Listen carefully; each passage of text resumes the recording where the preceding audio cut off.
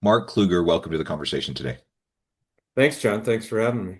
It is a pleasure to be with you. You're joining us from New Jersey. I'm south of Salt Lake City in Utah. And today we're going to be talking about performance management issues within the workplace, various workplace dynamics related to that, and how we can leverage it to reduce employer liabilities and really just help everyone in the organization to thrive. As we get started, I wanted to share Mark's bio with everybody. Mark Kluger practices exclusively in the area of labor and employment law on behalf of employers. For 10 years before founding Kluger Heeley LLC, he was chairman of the Labor and Employment Department of one of New Jersey's oldest law firms. Mark is a frequent speaker and writer on sexual harassment and discrimination avoidance, workplace diversity, performance management, union avoidance, and a myriad of other employment-related subjects, and regularly conducts training sessions for employers on these critical topics. In addition, Mark has extensive experience in counseling employers on issues involving discipline and discharge, reductions in force, mergers and acquisitions, compliance with wage and hour, disability, COBRA, and family and medical leave laws. And there's a whole lot more I could share about Mark, but I'm going to pause there. And Mark, anything you would like to highlight before we dive on into the conversation? I think that's plenty, John. More than enough. All right. It's so fascinating. The employment and labor law um, landscape is complicated, ever evolving.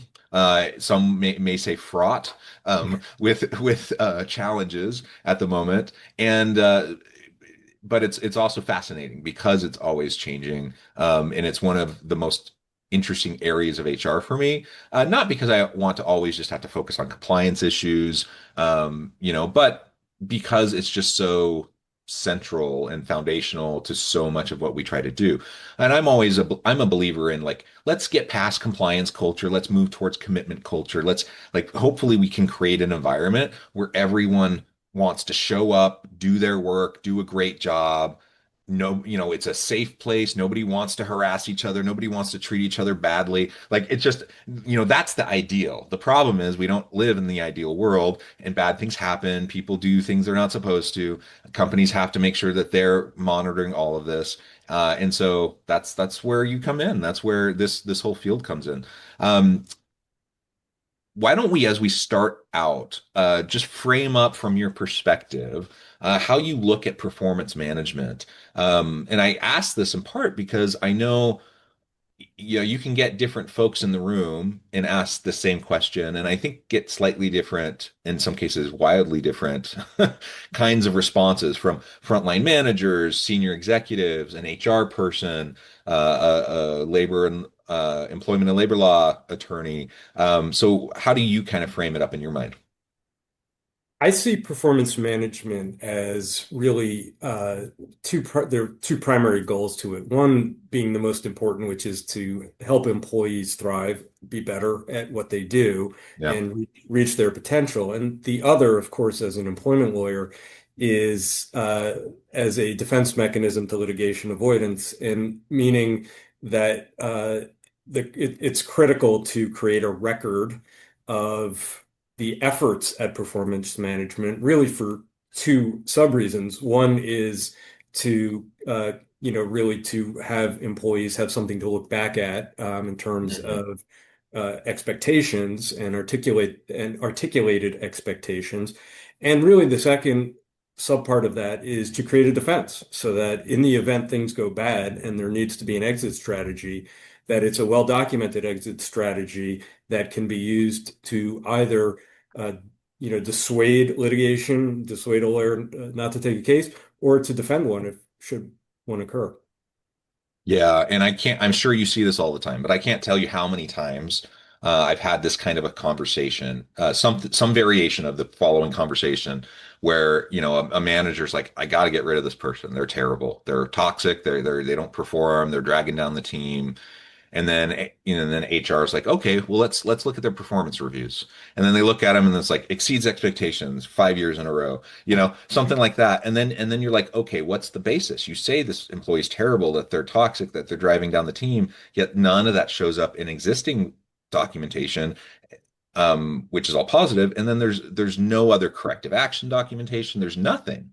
There's no basis. And at that point, you know, it's kind of like I know managers get upset and they're like, well, HR won't let me fire this bad person. I'm like, it's kind of your fault because you didn't like actually like do the normal stuff. Now, in an ideal world, again, coming back to ideals, and we're not always in an ideal world, but in an ideal world, a good manager and a good leader should be developing their people. And so when you notice a problem, if you notice bad behavior or someone is not following policy or their just performance isn't up to par, you coach them and mentor them and get them the training and you help them. And a lot of times folks will improve like with good a good structured performance improvement plan and a genuine desire to help them improve. A lot of people want to do good at their jobs. Like I don't know many people who wake up thinking I just want to like skate by and do nothing and I don't want to do well. Most people do. And so like first of all, that manager who says I want to get rid of this person and all they have is exceeds expectations across the board, they've never given their person a chance to improve, probably. And from a liability standpoint, oh my goodness, like you kind of have no basis. Like, if someone comes back at you with a discrimination charge, I mean, what are you going to say? All you have is positive documentation. You probably see that all the time. Yeah, I mean, that's really how I got into doing performance management training is because I started reverse engineering all the things that went wrong in litigation. And they started with those performance reviews that you're talking about that say exceed expectations. And I started realizing that the reason that that happens is human nature. It's because Yeah. if you approach performance management from a conflict avoidance standpoint, which is what most of us do as just natural. Do you wake up in the morning and say, I want to have a confrontation with this employee today? Do you want, it's just aggravating, right? So people write the things that will avoid conflict, and that's how they go about their performance management as well. What happens is in that conversation that you're talking about that happens about, I want to fire this person today, those are always Friday at 5 o'clock, right? You can ask any management defense lawyer, they'll tell you, employment lawyer that is, that they get calls like that, or an HR gets them too, 5 o'clock on Friday, because the employer or the manager is saying, I don't want to see this person Monday morning, get them out of my life. And then, as you said, we look at the documentation. To me, the framework that, and you use the word, John, mentor, and that I think that's the missing link, right? Is that managers think of themselves as the boss, and I'm performance management should be criticism as opposed to education, training, mentorship, and that's really the key to sort of turning the process around. Yeah, and I really truly am a believer that good managers, good leaders, you know, they're all about building up their team, developing their team, building their bench strength.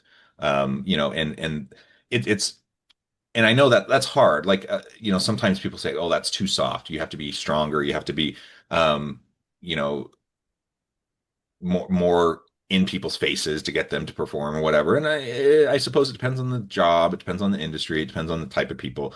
Everyone's a little bit different, but generally speaking, most people, perform better and want to be part of a company and part of a job, part of a team when they feel supported, when they feel encouraged, when they feel like they have opportunities for growth, and when their boss understands them and helps them to achieve their potential. That is the environment where most people tend to thrive the best. And so good leaders, your number one job. I mean, yes, you have to like meet your KPIs and you have to like make sure that you staff and you like all the kind of nitty-gritty day-to-day stuff. But too many leaders get caught up in only the day-to-day stuff and putting out fires, and they don't do the real work of leadership, which is building that team and that camaraderie and the culture and the support mechanisms around people to help them to achieve and to perform at their highest level. That is, if you're looking at sports, it's easy to see that, right? Like, of course, that's what you want good coaches, good managers to be able to do. And yet, when we get into the workplace, I think a lot of times those things are forgotten, or people do have the best of intentions. They want to do that, and then they just get caught up in the day-to-day grind and putting out fires, and they feel like they never have time to do those things that they may even believe are the most important things. And then you see this cycle over and over and over again of teams with dysfunction, leaders being frustrated, because they're being held accountable for their team's performance and their team's not performing. So now, it's kind of like, a parent losing their temper with their kid because they didn't clean up their room again. And I'm like, it's, yeah, sometimes it's frustrating because your kid doesn't clean up their room, but also sometimes you got to step in and provide some support or help them understand how they can keep their room clean or whatever. Like, I don't know, that's probably not a great example, but the point is, like, a great leader builds their team. That's like the number one thing that they do. You get often get promoted because of your technical expertise, because you're a top individual performer. Once you're in a leadership role, though, it's not about that anymore. It's about leveraging the people on your team to drive performance. And it's quite a different skill set. And a lot of people really struggle despite what may be the best of intentions. Right. Well, because people, as you said, become managers because they're good at the job. That doesn't mean they know how to manage people. And that's, as you said, a completely different skill set. And I have found over time that some people just aren't cut out for it, obviously, and that is, their boss's job to figure out whether they're capable of that. But I also think that a good leader and one who does performance management well has to be introspective about Yeah. their own expectations and whether they actually articulate them. I think we all have in our heads, we know how to Yes. do the job, and intuitively, they should know how to do the job because I know how to do the job, and they must know what I want because it's obvious what I want. And that's what people are too often, managers are too often not introspective about. Did I actually articulate for the employee what I expect of them? And the other thing that I've found over time in doing performance management training is it's important to recognize, we learned, when I went to school, probably when you went to school, the teacher stood in the front of the classroom, we all sat in rows, the teacher talked, we wrote it down, we listened, right? Yeah. Well, over time, education has evolved into recognizing that people learn differently and, that the style of teaching has, as a result, changed. Well, the same is true in the workplace. Not all of us learn the job skills the same way, and bosses have to understand that sometimes people need to see you demonstrate it. Sometimes people need to see instructions in writing. Sometimes people need to see a video in order for it to sink in. And you can, stand in front of the room and yell at the employee all day. If they're not getting it, they're not getting it. Maybe you need to try a different approach. And I can tell you one anecdotally, I've done training in police departments, management training for police officers. And I had one cop who was a lieutenant or captain. He stood up and he was really great about this. He said, listen, I get that this is not the thing, but I grew up in a family, military family. My dad was a Marine, my grandfather was a Marine, I was a Marine. He said, I learn great when people yell at me, Yeah. and he said, I know that's not what I'm supposed to do as a leader, but I learned that way, but he understood that he needed to adapt his style to those people who he commanded. And the same is true really at any level of management is you got to be heard. And if you're not heard, it's really not worth communicating. So if you're not getting through to an employee, maybe you need to take a step back and say, am I approaching it correctly? Before we get into the exit strategy. But going back, John, all of that, all of those steps need to be documented so that we can demonstrate that we gave the employee a chance to succeed. Yeah, yeah, absolutely. And being able, as you mentioned, being able to really articulate expectations. That sounds obvious. It sounds like it might be easy. It's anything but.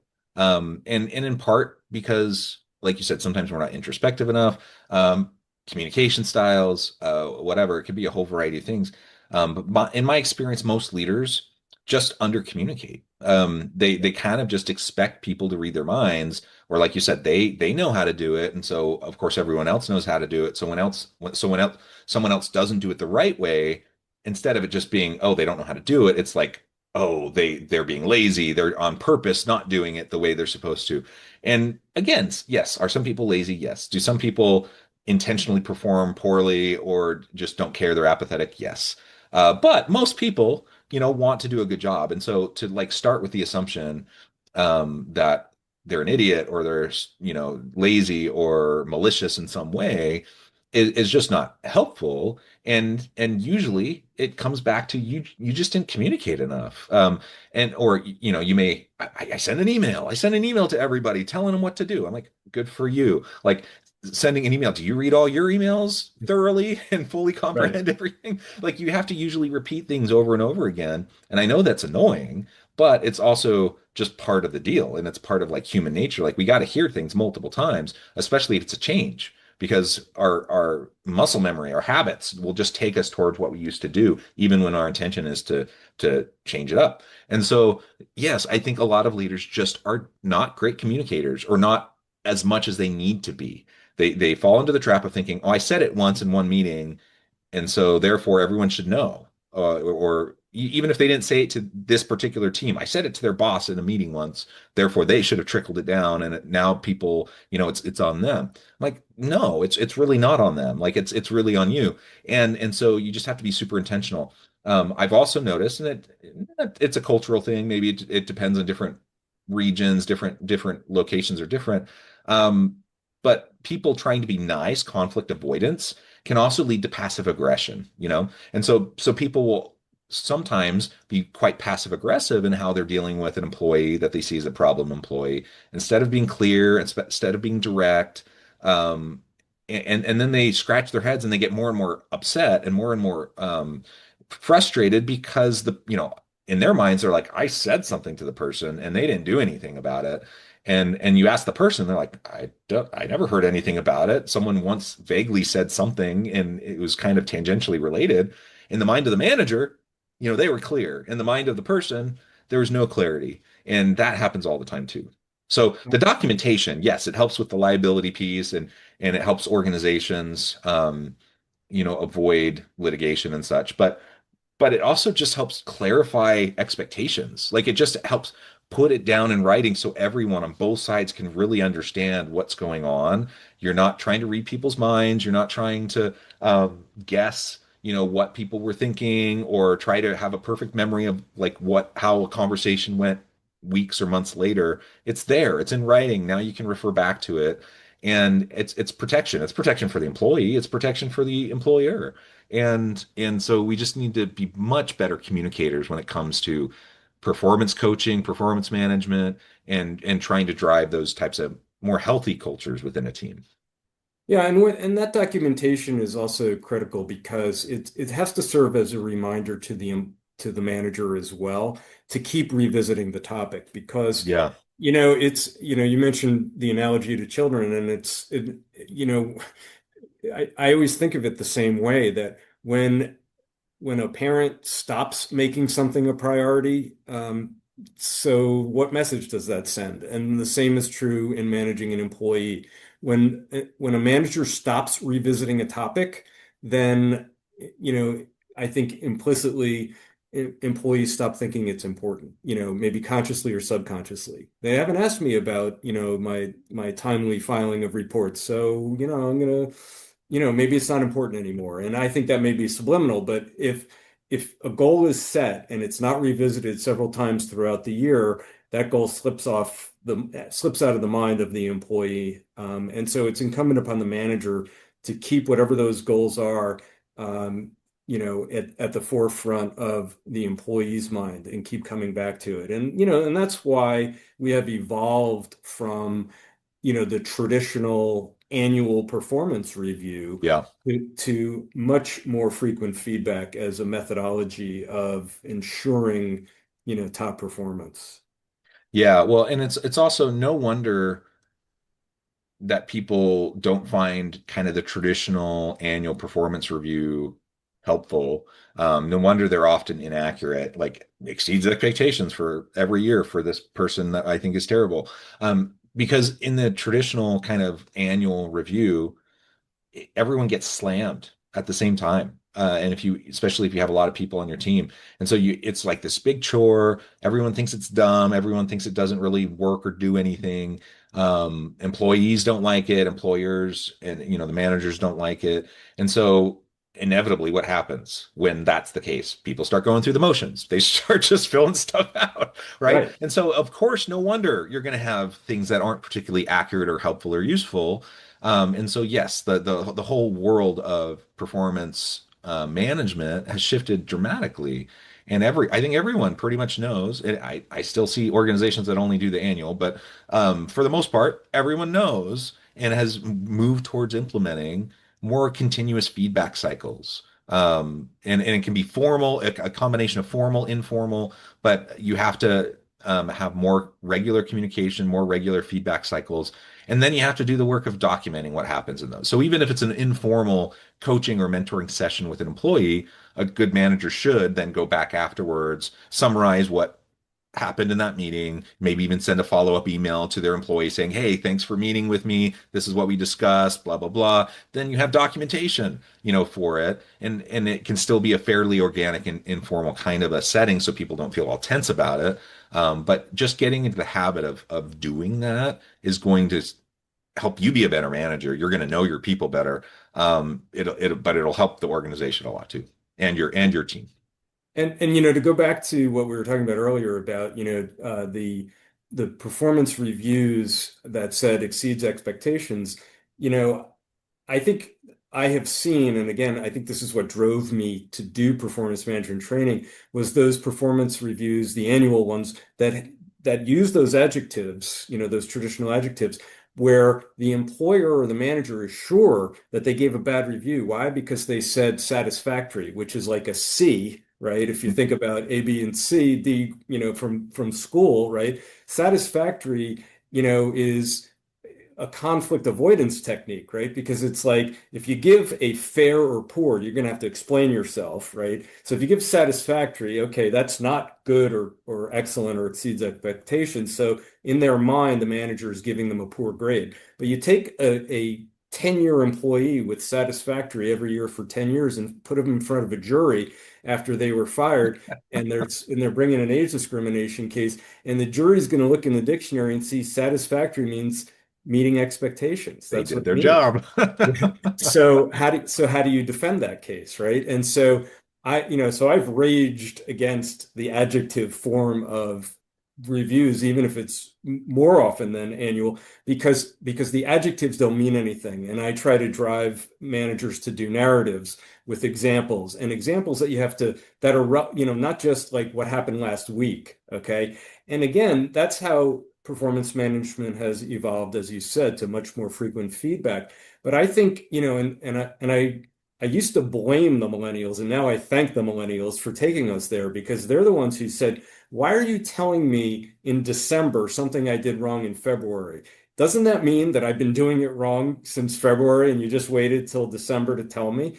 It didn't make sense. It still doesn't make sense. And so more immediate feedback is critical to really helping employees achieve what you expect of them, but also I always tell managers who say it's a ton of work that what you're asking me to do, and I always say yes, but it's a lot better than you're blowing your top in November or December at the annual performance review when you're really frustrated and angry that they did not improve throughout the year. And yes, it's a lot of work, but a little strategic work up front saves you a lot of time and effort and misery, potential misery later on. And it's your job. Like that's literally your job Yeah, that's is why you to get the big like bucks. manage your team and manage performance. So, I get it. It's and that's if it seems superficial, if it seems performative, yes, people are going to be upset about that. So do stuff that really matters. Like and it actually is going to have a chance of moving the needle. Then I think you'll get people more on board. Well, Mark, this has just been a fantastic conversation. I know at the time, and I need to let you go here in a minute. But before we wrap things up for today, I just wanted to give you a chance to share with the audience how they can connect with you, find out more about your work, and then give us the final word for today. Sure. John, thanks for having me. This has been a lot of fun. I am reachable at mkluger at klugerhealey.com. Healey is Healey. Everyone always leaves off the last E. We have a website, klugerhealey.com. And I do a fair amount of this kind of training, John, because I have found it is the best way to help my clients avoid litigation problems is by getting ahead of it with having a good performance management system. Yeah, absolutely. Mark, it has been a real pleasure. I encourage the audience to reach out, to get connected, find out more about what Mark can do for you. And as always, I hope everyone can stay healthy and safe, that you can find meaning and purpose at work each and every day. And I hope you all have a great week.